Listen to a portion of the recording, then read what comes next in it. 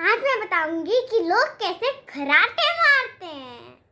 कभी बीच बीच में डरते भी हैं और कभी बीच में सोते रहते हैं खर्राटे मार मार कर। मैं पहले दिखाती हूँ आपको कौन लंबी खर्राटे मारता है।